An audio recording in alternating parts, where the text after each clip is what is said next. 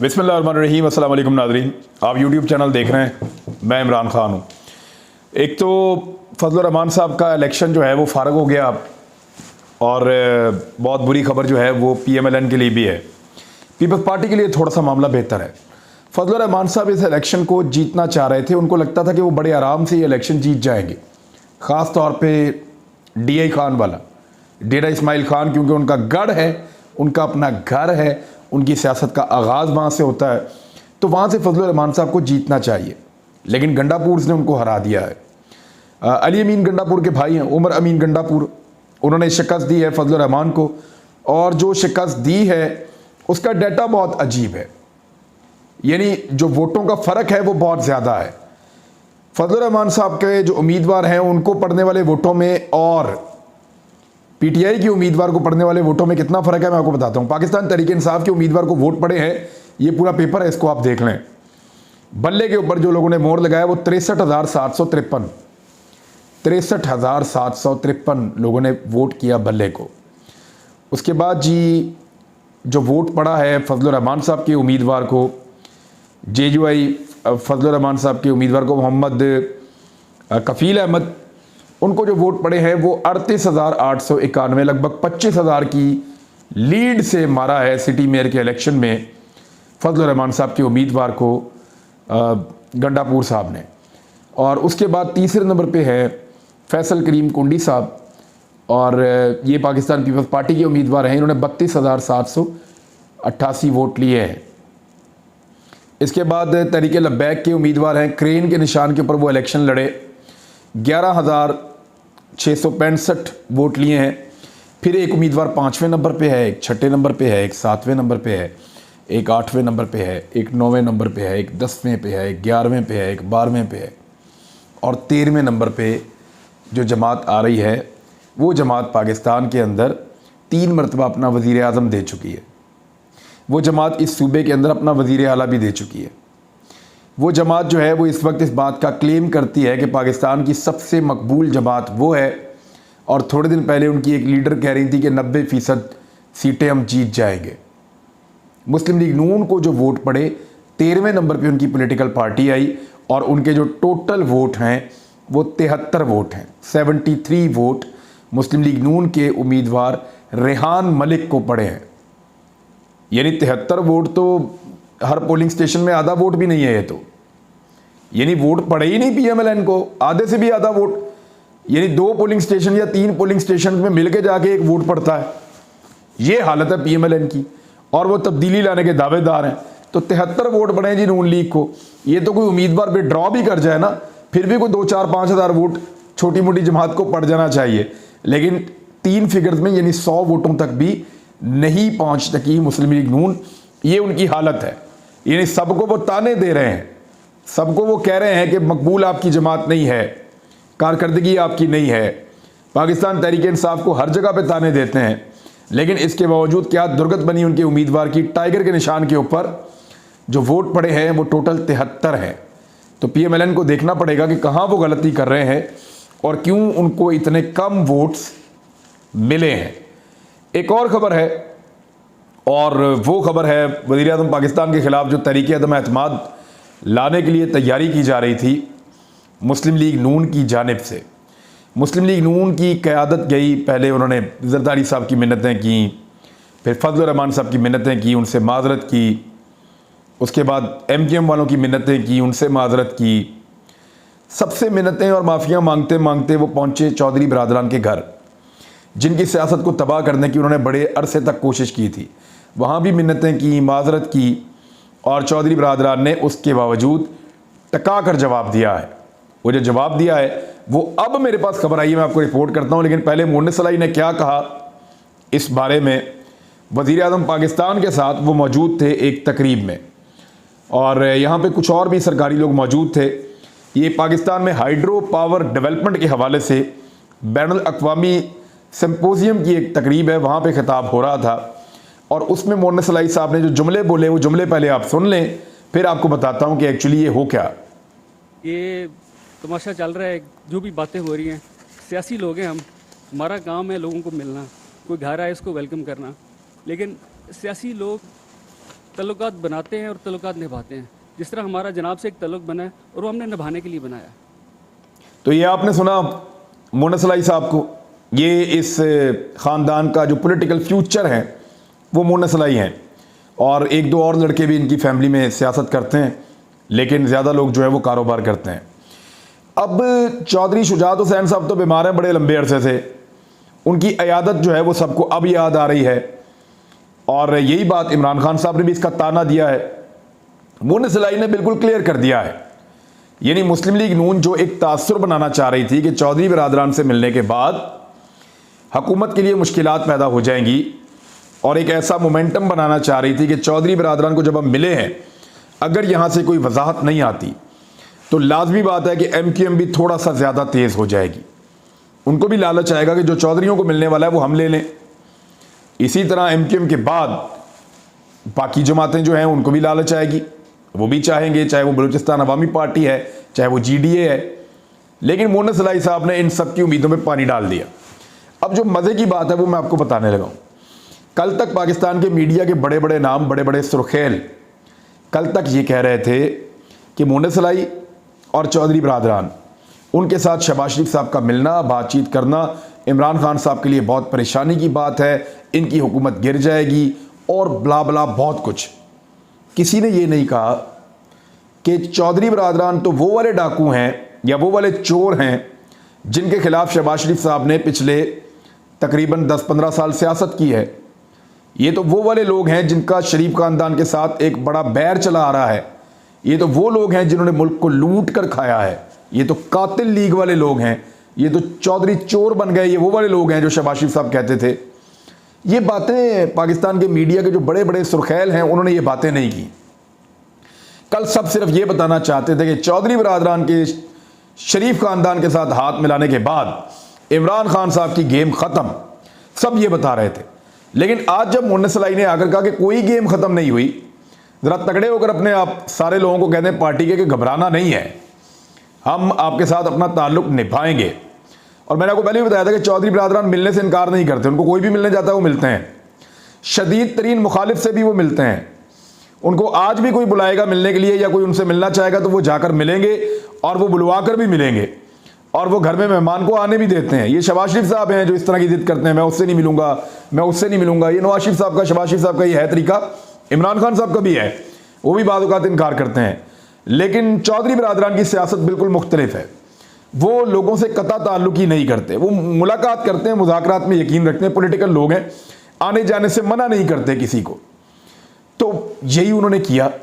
अब मोना सलाई ने किए किराए पे पानी फेर दिया।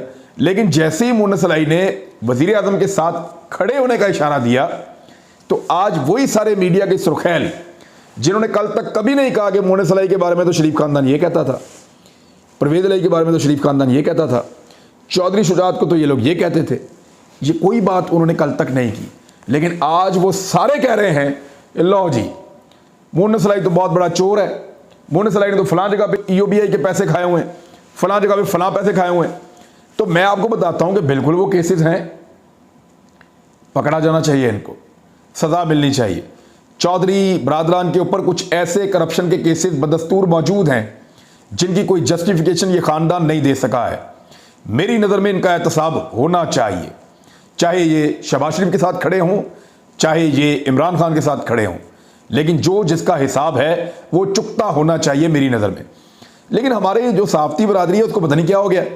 जब ये लोग कल शहबाज शरीफ के साथ खड़े थे या उनके साथ मुलाकात कर रहे थे तो तब ये बहुत अच्छे थे, और आज ये इतने बुरे हो गए कि इनके सारे केसेस भी याद आ गए, इनकी 2 नंबरियाँ भी याद आ गई, इनके बारे में सारे स्टेटमेंट्स भी याद आ गए।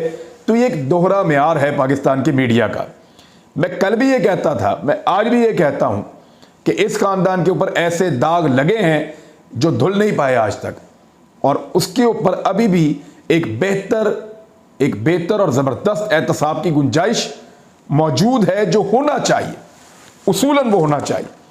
लेकिन क्योंकि ये लोग हुकूमत गिरा सकते हैं, मे भी इस वजह से, या ये एक ऐसी पॉलिटिकल सिचुएशन में है जिस वजह से अवॉइड हो रहा है, लेकिन होना नहीं चाहिए। मेरे ख्याल में इंसाफ होना चाहिए और एहतसाब होना चाहिए।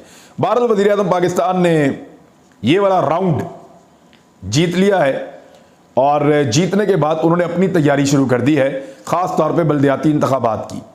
पहले खैबर पख्तूनख्वा का जो मरहला आ रहा है, उन्होंने जीत कर साबित किया, फजलुर रहमान से जीत कर उन्होंने साबित किया कि वो कम बैक कर सकते हैं।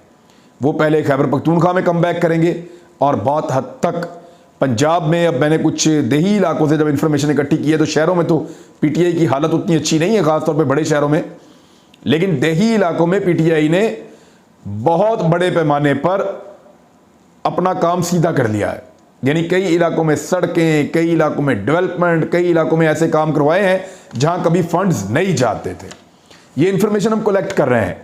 हम आपको बताएंगे कि कौन कौन से इलाकों में किस किस जगह पे क्या क्या डेवलपमेंट करवाई है इमरान खान साहब की हुकूमत ने, और उसके नतीजे के तौर पे इनको कितना बड़ा पॉलिटिकल फायदा मिल सकता है। मैं देही इलाकों की बात कर रहा हूं।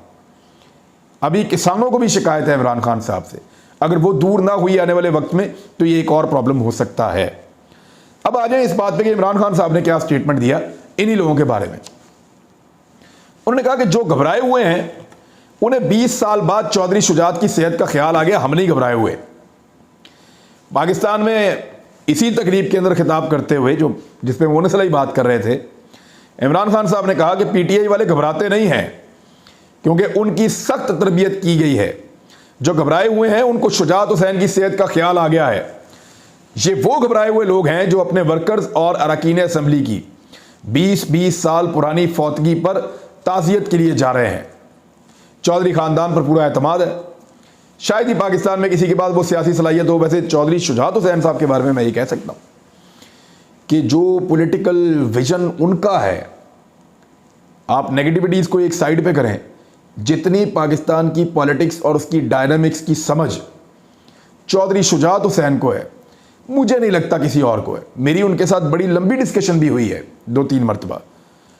मुझे इस बात का एहसास हुआ कि किसी भी पॉलिटिकल आदमी के साथ बैठकर आप पाकिस्तान के सियासी दावपेच के हवाले से या पाकिस्तान की माजी की जो सियासत है उसके जो रेफरेंसेस हैं उनके हवाले से आप इतना कुछ किसी से नहीं सीख सकते जितना आप चौधरी शुजात हुसैन से सीख सकते हैं। उनकी याददाश्त बड़ी कमाल है, हर चीज़ उनकी फिंगर टिप पे है, उनकी कुव्वत फैसला बहुत तेज़ है। सिर्फ उनको बोलने में प्रॉब्लम होता है और वो आप लोग जानते हैं कि एक प्रॉब्लम है, अल्लाह ताला उनको सेहत दे। लेकिन चौधरी शुजात हुसैन के बारे में मुझे अच्छी तरह याद है, बहुत सारे पॉलिटिकल लोग ये कहते हैं कि अगर चौधरी शुजात हुसैन एक तकरीर करने वाले लीडर के तौर पे मौजूद होते तो वो बहुत बहुत ज़बरदस्त तबाही की सियासत कर सकते थे। लेकिन ड्राइंग रूम की सियासत के, मुज़ाकरात की सियासत के, इसके वो शहनशाह हैं पाकिस्तान में, बहुत तजुर्बा उनका। अब ज़रा अंदर की कहानी भी ले लें कि चौधरी बरादरान ने शहबाज शरीफ के साथ क्या किया जब वो मिलने के लिए आए। मैंने आपसे कहा था आपको बताऊंगा। मुलाकात में चौधरी बरादरान ने शरीफ खानदान के खिलाफ अपनी शिकायत का इजहार किया जो गुज़िश्ता 1.5 दहाइयों के दौरान पैदा हुई। यानी शहबाज शरीफ साहब जब इक़्तिदार में आए 2008 में, तब से लेकर अब तक कहां कहां उन्होंने ज्यादती की है। शहबाज शरीफ साहब ने आखिरी वक्त में चौधरी परवेज़ इलाही साहब की जानिब से दिए गए ज़ोराने की दावत को मनसूख कर दिया था। एक वक्त ऐसा भी था। चौधरी बरादरान ने कहा कि दोनों जमातों के दरमियान एतमाद का फुकदान बरकरार है। हालांकि पिछले कुछ बरसों में कुछ बैकडोर राब्ते हुए हैं, लेकिन एतमाद ऐसे तो नहीं होता कि आप बहुत सारे मौकों के ऊपर ऐसा बहुत कुछ कर चुके हैं जिन पे हमें शिकवा है। चौधरी परवेज़ इलाही ने अपने इस खदशे का इजहार किया कि मुस्लिम लीग काफ तमाम अपोजिशन जमातों की सफ़ों में इत्तेहाद नहीं देख रही। उन्होंने कहा जी पहले अपोजिशन की जमातों में तो इत्तेहाद कर लें। पीपल्स पार्टी ये बात करती है, फजलुर रहमान ये बात करते हैं, आप वो बात करते हैं, हर बंदा अपनी अपनी अलग बात कर रहा है। हमें तो आप लोग इकट्ठे नज़र नहीं आ रहे जो अपोजिशन वाले हैं। आप तो पहले इकट्ठे हो जाएं, आपस में इत्तफाक और इत्तेहाद कर लें, उसके बाद हमारे पास आके बात करें। तो आपको खुद पहले आपस में इत्तफाक कायम करने के लिए बाकायदा मंसूबे के तहत कदम उठाने की कोशिश करनी होगी। दूसरा, उन्होंने कहा कि माजी करीब में ही आप अपनी अक्सरियत के बावजूद सेनेट में हार गए, आप अच्छी खासी ताकत के बावजूद कौमी असम्बली में भी हार गए। बार बार आपकी हार हो जाती है जहां पे आपकी अक्सरियत है। जहां आपकी अक्सरियत है वहां आप नहीं जीत पा रहे, तो जहां आपकी अकलियत है वहां आप कैसे जीतेंगे। तो बारहा आप लोगों को जिल्लत का सामना करना पड़ा है। उन्होंने सेनेट में 2 वाकयात का हवाला दिया जब अपोजिशन अक्सरियत में होने के बावजूद नाकामी का शिकार हो गई। अब ये जो मामला है, इस पे ये अंदर की खबर है कि परवेज़ इलाही साहब ने बिल्कुल आईना दिखाया कि जो आप करने जा रहे हैं वो एक ख्वाब है, सिर्फ आप इमरान खान को नहीं उल्टा सकते। वो जब दिल करता है कानून पास करवा लेता है, आपके बंदे गायब हो जाते हैं। आपके अपने बंदे नहीं खड़े हुए तो आप हमें अपने साथ खड़ा करके क्या अचीव कर लेंगे? और अगर हम आपके साथ खड़े हो भी जाएं, फ़र्ज़ करें, और आप नाकाम हो जाएं, तो हम कहाँ जाएंगे? ये बहुत बड़ा ज़बरदस्त सवाल है और इसका जवाब PMLN के पास, फजलुर रहमान के पास, किसी के पास नहीं है। तो फिर आप ये समझें, तारीख़ अदम एतमाद वाला जो चैप्टर है वो क्लोज़। अब ये लॉन्ग मार्च करेंगे, धरना वरना कोई नहीं देगा, कोई जलसे, लॉन्ग मार्च, अगले इलेक्शन की तैयारी करेंगे।